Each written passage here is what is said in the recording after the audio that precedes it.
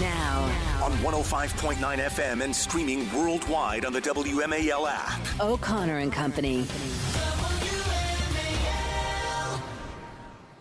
It's 7:07 on this Friday in the nation's capital. Thanks for tuning in to O'Connor and Company, getting your day off the right way. In 10 minutes, Brad Bell, Maryland Bureau Chief for Channel 7, he broke that story about the transgender teenager who was arrested for planning a school shooting in Montgomery County. 7:35, ELISSA DeSOUZA, Washington, D.C. resident, activist on crime. We'll talk about the latest crime wave in Navy Yard. 8:05, Pat Harity, Fairfax County Supervisor, about the proposed tax increases. 8:15, Nick Minnock, Channel 7. And then at 8:35, Congressman Chip Roy. We are ready. We are buckled in. We have Julie Gunlock for a rare Friday occurrence as well. Thank you for being here, Julie. Good morning. Good morning. We also have Hung Cao. He is running for the Republican nomination for Senate to square off against Tim Kaine in Virginia, and he joins us now. Thank you, Mr. Cao. Good to talk with you, sir. Hey, good morning, Larry and Julie. And since Patrice is not there, I'll say it for her. Happy Friday.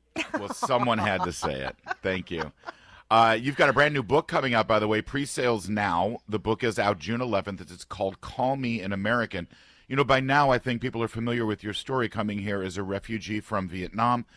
As an immigrant, your family brought you here, and you really have fulfilled the American dream, getting yourself to Thomas Jefferson High School back when, you know, excellence mattered there, and then to the Naval Academy. You're a retired captain from the Navy, and now you're running for the United States Senate. I'd love for you, given that, and given that you came here as a refugee, I'd love for you to comment on Tim Kaine apparently being just fine with our current border situation and voting along with his Democrats to not even take up the impeachment articles on Alejandro Mayorkas. Oh, yeah. I mean, it's just this tale of two houses, right? The House of Representatives impeached him, which is a big deal. And yet they think it's okay. You know, it's okay to not do your job and not hold people accountable, especially these unelected officials. There has to be a recourse for the American people to hold, you know, unelected officials who are basically destroying our country accountable. And in the Navy, it's called loss of confidence. Yeah, you know, Tim Kaine has also been enormously disappointing in general, but he recently said he sort of had a Terry McAuliffe moment, you know, sort of smearing parents and saying parents are a real problem. How did you react to that when you heard that? Oh, I know. He called them whiny parents. I mean, yeah. These are your employers. I mean, you forget who you work for. That's why when I talk to constituents, I always call them sir or ma'am, because it puts you in the mindset that you work for them.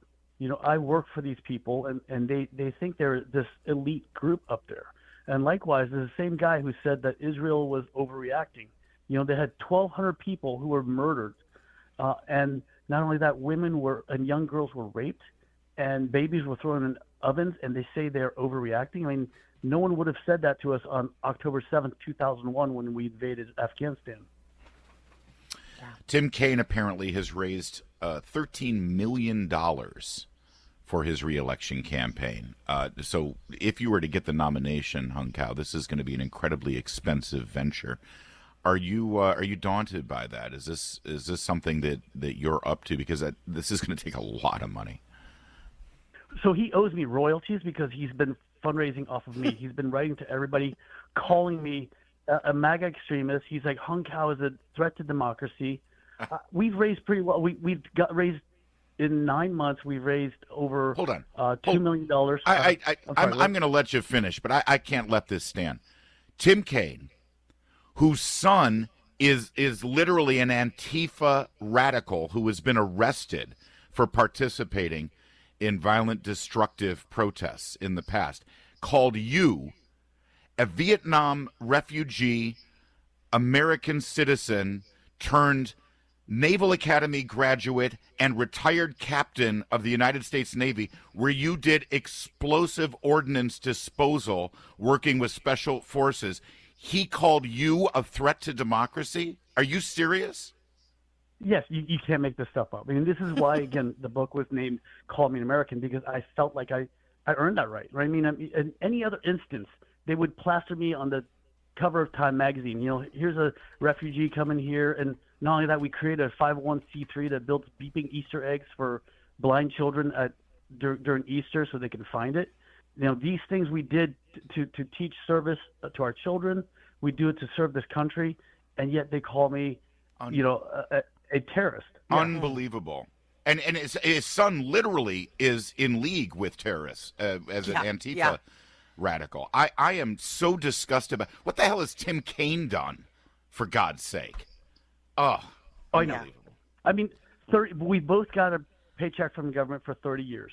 All he has is millions to show for it. All I have is scars. So you tell me who served this country better. Well said. All right, so I said I'd let you finish. Sorry. So you've raised a couple million here. Go ahead and finish how you're going to raise this money. No, we've raised a lot of money, $2 million in a matter of I think a little over 8 months, and out of 22,000 donors. So I'm Asian. Let me do the math for you, Larry. That's $88 average donation. No, that's grassroots right there. $88. Don't forget that Comrade Bernie was able to raise $200 million out of $20 donations. So we have a grassroots, movement behind us of, 22,000 donors who are people, widowers who are sending me $2 saying, I'm sorry, I'm a widower, I'm on Social Security, this is all I can afford. I mean, that's almost biblical. And so this is the movement that's behind us. People are sick and tired of what they see every day with Tim Kaine. But, you do have others running. You are facing, others in the Republican field, Eddie Garcia, Scott Parkinson, Chuck Smith. What sets you apart from these other Republicans that are running? That's a great question. I mean, first of all, I'm a seasoned campaigner. Obviously, we moved that needle 13% in a very blue district. This is a district where Joe Biden won by 19 points, and we took it down to less than 6. And that has really turned a lot of eyes. That's why 12 hours after I declared, Tim Kaine says, ladies and gentlemen, I have a real race on my hand right now, because they've seen what I've been able to move in Loudoun County, in Prince William County, in Fauquier County. They're scared of this. They know that I can beat him, and they know that I can move this district, like I said, 13 points, where Joe Biden only won the Commonwealth by 10 points. Listen, ladies and gentlemen, you've heard all 5 candidates here on WMAL as we've tried to provide a forum here at 105.9 and on our streaming services so that you can be a better informed voter. You also have the chance to meet them face-to-face this Wednesday, April 24th. There's going to be a Senate Candidates Forum hosted by the Loudoun County Republican Committee. It's out in Loudoun County, and I will be moderating it. I will not be accepting any sort of bribes directly, Hung, but if you could let your fellow candidates know that indirectly. You're so ridiculous. I can't do some that. Wine? Is that what you want, some wine? Got plenty of wine. No. I kid. It's going to be great. I actually consider I have enjoyed my conversation with every single one of these candidates. I'm looking forward to this, and I hope you're prepared there, Hung Kao. It's going to be an important night. Yes, sir. No, absolutely. We're ready for this, and I'm excited to tell people why we are the candidate that's going to beat Tim Kaine. I mean, I've raised more money than everybody combined, but also I've been all over the Commonwealth, and people know exactly who we are. So thank you so much for hosting this. I can't wait. This is the best chance that the people of Virginia have had in a long time to finally get some change going there in the U.S. Senate on behalf of the Commonwealth. Go to loudongop.com to get information about this forum. It is open. You just need to look at all the details there. There's a dinner involved. It's this Wednesday coming up, the 24th of April. You can meet me. More importantly, you can meet all 5 candidates who want to represent you in the United States Senate. Thank you, Hung Kao. Have a great weekend. Get back out there and knock on doors. Yes, sir. Thank you. So much truth. You'll hope for traffic so you can hear it all on the Vince Colonnade Show, weekdays 3 to 6, right here on WMAL. I just want to remind you that Hung Kao's book is available for pre-order now. It comes out in June. It's called Call Me an American. So you can get to know Hung Kao as well through his book, regardless of whether he is the nominee for Senate. It's Larry O'Connor alongside Julie Gunlock. Joining us right now is Brad Bell, who's the Maryland Bureau Chief for 7 News DC. And he broke the story about this alleged mass shooting plot for Wooten High School as well as an elementary school in Rockville. Brad, thanks for joining us. Yeah, you're welcome. Good morning. Good to be with you. It sounds like this suspect, Andrea Yee, who also preferred to go by the name of Alex and identifies as a transgender male, says that this, 129-page document was really just an act of fiction or a memoir of sorts. That's the story right now? Yeah, that is the story. This was a very interesting case. It's a sad story. Very. But yeah, this is one of the I've been doing this a long time, 40 years covering this region, and I've never read a local police charging document as long as this one. 11 pages of what the police are alleging, and yeah, it included excerpts from this book, and this what was called a book, a memoir manifesto, depending upon who you are, what you call it, and it begins with this is a work of fiction, and it says right at the very beginning, this is a work of fiction. This is not a real story. This is not real people. So that certainly is the claim. Yeah, and I suspect that that's what will be claimed in court. So if that's the case, what brought police to the point where they decided to make this arrest and press these charges? Because it sounds like Andrea was on their radar for quite some time.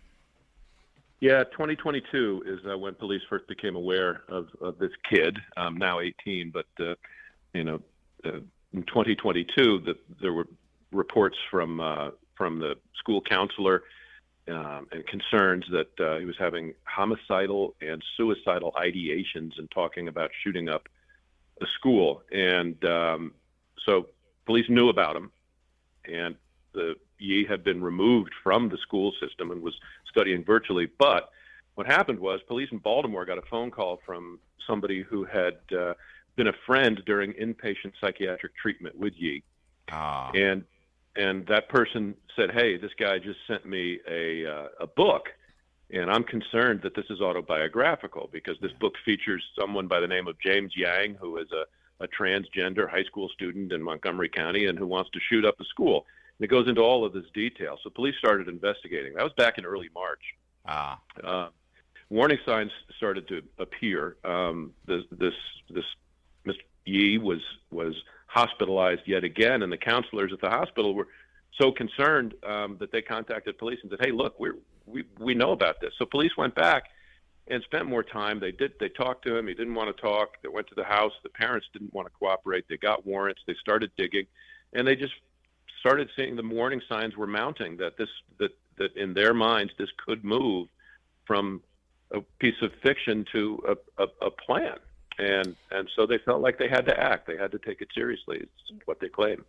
You reported that this young woman has been in and out of psychiatric treatment since 2022. But you also mentioned that her parents didn't want to talk. Were her parents, were they not cooperative with police? And if so, has there been an attempt to... Do you know if there was an attempt to sort of put her back into a psychiatric treatment facility? I'm just kind of curious about her parents' role here. Yeah, so the parents are mentioned in the charging document only when the police officer describes going to the house and speaking to Yee's father, who said, "Look, I'm not worried when Yee's having an episode." They share with the therapist, and we're not worried about it. And the police said, "Well, can we come in?" And no, you can't. You can go get a warrant. Oh. And the parent said, the father said, "I don't know." According to police, I know he was writing a book. I haven't read it. It's a work of fiction.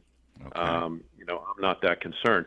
But that being said, he was hospitalized again in March. It was an emergency psychiatric evaluation. They call it EAPing, emergency psychiatric evaluation. They EAPed him. Yeah. And so, back in. So real concern. And then police got their warrants. They got their warrants for his Google searches. They got their warrants for the computer, and they found what they needed. I'll tell you what they didn't find is a gun. Interesting. I was just going to ask if there were any weapons discovered in the. Okay. Yeah. No. No. We're speaking with Brad Bell. He broke this story out of Montgomery County about this high school student arrested for an alleged plot for a mass shooting, and he's with WJLA. Real fast, Brad, is there any, obviously we know about ongoing psychiatric care and treatment, any mention here of any pharmaceuticals involved, any drugs, hormones, testosterone, puberty blockers, which is always associated with the transgender treatment? No mention at all. Okay, great. Brad, we got to leave it there. Thank you so much. Great reporting as always. Well, you guys are killing it there at WJLA. I really appreciate it. Thank you. It is 7:23. Now on 105.9 FM and streaming worldwide on the WMAL app. O'Connor and Company. 7:37 on O'Connor and Company. Thanks for tuning in here on a super busy Friday morning. We are ending your week the right way and launching you right into the weekend exactly how you need to be launched. Coming up at 8:05, Pat Harity, Fairfax County Supervisor, will get his take on the push to increase taxes. And at 8:15, Nick Minnock, who's been covering that and other stories for Channel 7. And then at 8:35, interview with the Congressman Chip Roy of Texas. I'm Larry O'Connor alongside Julie Gunlock on a special Friday appearance from the Gunny. Hey, Julie. Good morning. Good morning. Joining us right now is ELISSA DeSOUZA. She, of course, is a public safety advocate, anti-crime activist in Washington, D.C., and she joins us now about this latest crime wave down in Navy Yard. You know, it's amazing to me, ELISSA. First of all, good morning. Thank you for joining us. Good morning. Thanks for having me. At a time when Muriel Bowser and the district council, they're flexing their muscles about how they were able to keep the Wizards and the Capitals at Gallery Place by, throwing a ton of money at the arena and rebuilding the arena and how important it is to have these sports teams. Here they've got Navy Yard, which, objectively speaking, creating Audi Field and the baseball stadium there was great for the local area, great for the economy, restaurants, bars, new apartment buildings and everything, except the crime wave that has hit the Navy Yard recently makes it terrifying for people to just go to a baseball game or to a soccer game. You would think that they would want to address that as they, flex their muscles about how great it is to have sports teams here in Washington, because I don't want to go to Navy Yard right now with what we're seeing. Yeah, I totally agree. That's really sad. I have friends that have just even lived here and moved out of this area to Maryland and Virginia just to avoid the crime. They're scared to drive here and park their cars in the event that it gets stolen. What's this latest we see, again, CVSs continue to be targeted, and the CVS at Navy Yard was absolutely ransacked with police activity responding to it, but it seems like people aren't generally arrested after these incidents. Yeah, these individuals were actually seen, time before the same evening at the monument assaulting just local residents walking around, and it looks like they went and came to the local CVS here in Navy Yard and decided to steal items and assault other shoppers by throwing items at them. And, this happens time and time again, not just here at the local CVS in Navy Yard, but other CVSs around the DC area have shut down. And there's been not just this shoplifting incident in Navy Yard at the CVS, there's been multiple businesses that have shut down because of crime, and there's other crime that continues to go on in Navy Yard just this year alone. It's very disappointing and it's very scary. Alyssa, I feel like often as a woman, I'm particularly afraid to go into DC because of the crime. Have you talked to some of your female friends who live in the DC area? Are they afraid? Are they thinking of leaving the DC area? Because again, DC also makes it very difficult to defend yourself. It's nearly impossible to get a firearm and to carry a firearm with you on the streets of DC. So, I'm just interested in what your female friends are saying. We're all kind of on the same page. We've, calmed down a little bit by just walking across the street just to see each other and hang out. We try to be more aware of what's going on in the area, and I'm thankful to be able to spread that awareness in order to look out for each other and for everyone to stay informed in order to ensure everyone's safety.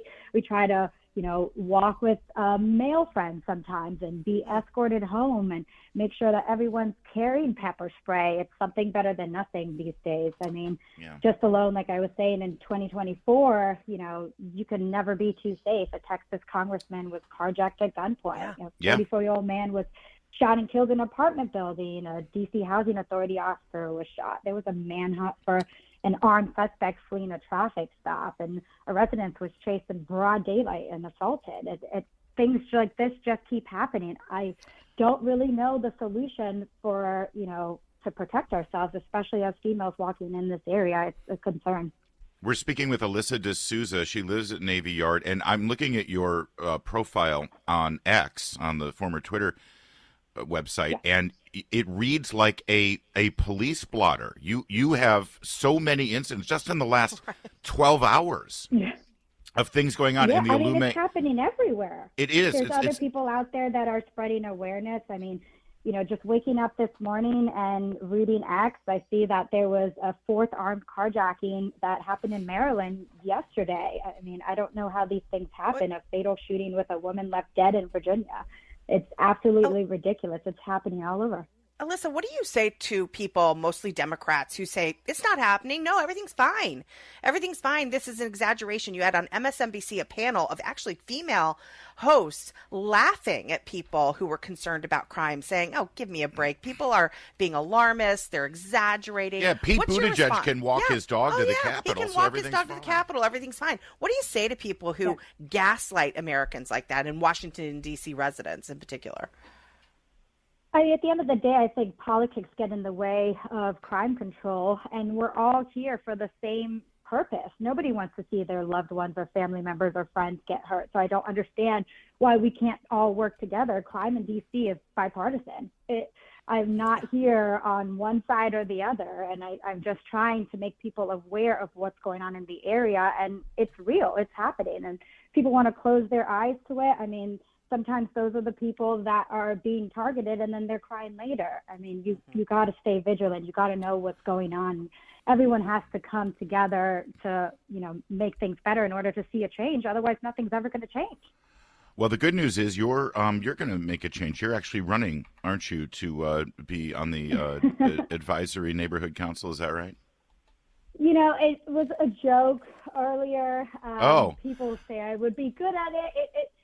I would love to. I just don't know the means to go about doing it. There's so many people out there that want to do things like this. I think it's just great where I'm at now. Just how. All right. So you were being ironic in your Twitter profile. That was all right. Well, you should be on the advisory neighborhood commission. We need good people to actually. Yeah, I would love to be.